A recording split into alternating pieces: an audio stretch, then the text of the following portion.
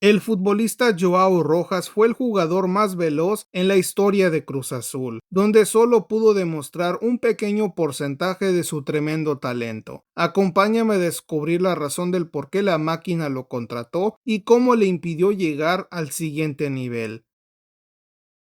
Joao Robin Rojas Mendoza tendría una niñez complicada. Tan solo a sus 4 años de edad obtendría su primer empleo en una hacienda bananera de su ciudad de nacimiento llamada La Troncal, donde trabajó duro a petición de sus padres que necesitaban hacerlo trabajar con el objetivo de sobrevivir en una zona de Ecuador con pobreza extrema. Durante la niñez de Joao le tomó tremendo amor a su labor, soñando con algún día poder tener su propia hacienda con el fin de pagarles un salario digno a los habitantes de la Troncal, que al igual que muchos lugares de este mundo, el fútbol era como el celular, el cual los niños no podían vivir sin él. Así estaba Joao, que dividía su tiempo perfectamente. En las mañanas hacía su labor de desflorador y cargador en la bananera. Una vez completado su labor, Joao salía a las calles todas las tardes. Pese a estar cansado, esto no le importaba. Robin amaba volar con el balón en sus pies en la cancha, donde desplegaba su talento junto a su tremenda condición física.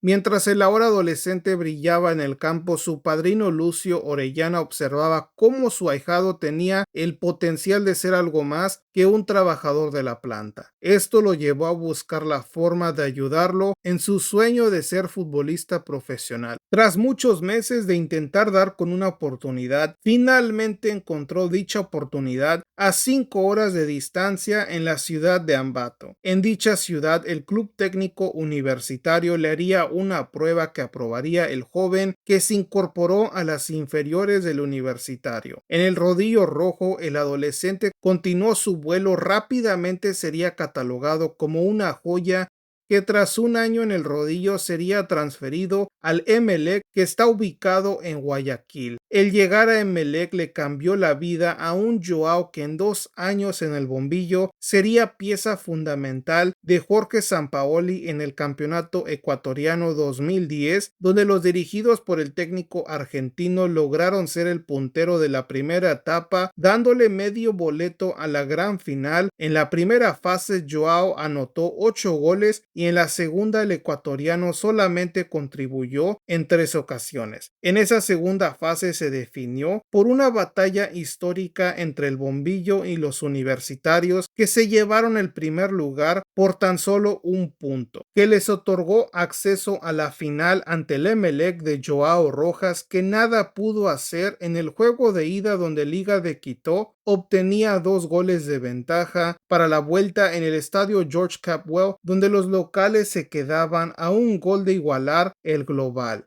Tras culminar el campeonato ecuatoriano, Joao sería fichado por Monarcas Morelia de cara al Clausura 2011, torneo donde el jugador de 21 años se incorporaba a un plantel repleto de calidad, encabezados por Rafael Márquez Lugo, Miguel Sabá, Jaime Lozano, Federico Vilar, entre muchos más, que darían un gran torneo al finalizar en la tercera posición, donde Joao asistiría en 5 ocasiones y 2 goles, números que en la liguilla incrementarían al destrozar al América en cuartos con 3 asistencias y tan solo 2 goles, que le daban a los dirigidos por el jefe la clasificación a semifinales ante la máquina de Ojitos Mesa, que parecía cerrar el pase a la gran final al llevarse el partido de ida 2-0 en el Estadio Azul. Pero una cruzazuleada monumental llevó a la máquina a caer 3-0 en el Estadio Morelos, que fue testigo de una bronca entre los futbolistas de ambas escuadras. Ya en la final ante Pumas, Joao volvería a aparecer para igualar el marcador, algo que no sería suficiente, pues Paco Palencia comandaba a Pumas al título, dejando en la orilla al jefe y sus muchachos, que no bajaban los brazos en la busca del campeonato. En el Apertura 2011 llegarían hasta cuartos nuevamente para eliminar a Cruz Azul.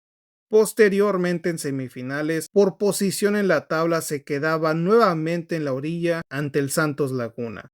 En el Clausura 2012 los Tigres los eliminaban en cuartos de final, culminando el año de Joao, que tendría 7 goles y 9 asistencias, números que incrementarían en el Apertura 2012 y en el Clausura 2013, donde logró anotar 11 goles y 7 asistencias, en 2 torneos donde la máquina cobró venganza al despachar a los michoacanos en cuartos de final en ambos torneos. Obviamente, en el torneo Clausura 2003, Cruz Azul llegaría hasta la gran final, donde caería ante el América. Es así que la máquina subcampeona tendría movimientos, empezando con el despido de Alberto Quintano y la llegada de Agustín Manso, que ficharía a uno de los atacantes más desequilibrantes de toda la liga. Esto lo demostró al ser el titular de la máquina, que gozó de 6 goles y 2 asistencias en el torneo Apertura 2013, que culminó en una eliminación en cuartos ante el Toluca. En el siguiente torneo, el Clausura 2014, la máquina sería el gran superlíder de la mano de Marco Fabián y Mauro Formica, pero Joao no lograba contribuir tanto como en su primer torneo con la máquina. Al finalizar esta campaña, Cruz Azul se caería a pedazos con los petardos que incorporaba a Agustín Manso, que en el Apertura 2014 adquirió a Aníbal Zurdo y a Hernán Bernardelo, 2 jugadores que no contribuyeron absolutamente nada a la máquina, que no lograría clasificar ni dar buen papel en el Mundial de Clubes. Posteriormente, Joao no volvía a destacar al no tener un equipo capaz, al carecer de un centro delantero veloz y otro extremo desequilibrante. Sería hasta el Clausura 2016, de la mano de Tomás Boy, que Rojas volvería a retomar nivel, pues disfrutó del juego ofensivo que proponía el jefe, que tendría elementos como el Conejo Benítez y Guerrón, un tridente que ilusionó a la afición.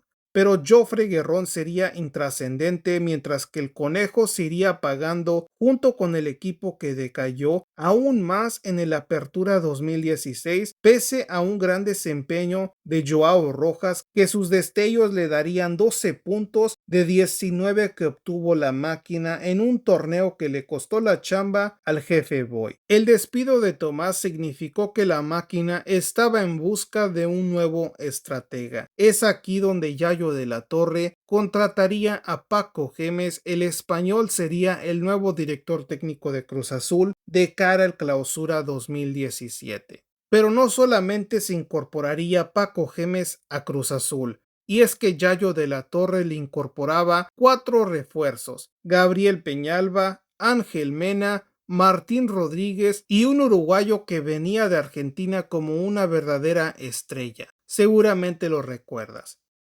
En fin, estas incorporaciones ayudarían al español dominar la mayor parte de la posesión de los partidos, que no se ganaron por falta de goles por parte de Caute y Martín Rodríguez.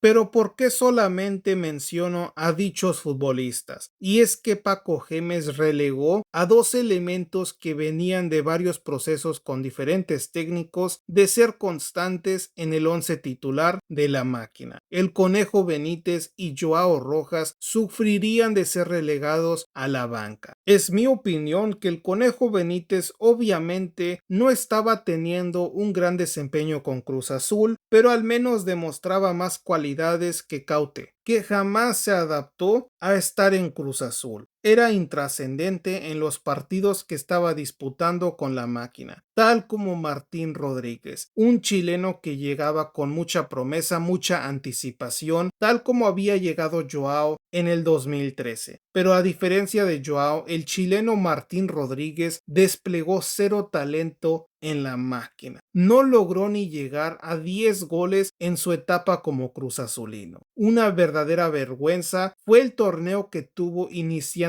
con la máquina, donde nomás logró darnos un gol y una asistencia. Joao Rojas solamente tuvo 5 partidos como titular. Curiosamente, en esos partidos, Cruz Azul fue cuando sumó más puntos: 2 victorias y 3 empates, cuando Martín Rodríguez estaba siendo el otro extremo en la banda izquierda. la máquina solía perder y tenía poca creatividad en el ataque. Algo que no era el caso cuando Joao y Mena eran los extremos por las bandas. Obviamente ya conocemos lo que se convirtió Ángel Mena después de Cruz Azul, pero es que Ángel y Joao compartieron muchos años en las inferiores del Emelec, ya estaban acostumbrados a jugar juntos y ambos tenían una gran relación fuera del campo. Pero Paco Gémez, por motivos del destino, no quiso contar con el ecuatoriano que venía siendo el futbolista más desequilibrante de Cruz Azul, que le dedicó los mejores años de su carrera futbolística, años en el que Joao debería de haber estado rompiéndola, pero tuvo que lidiar con la incompetencia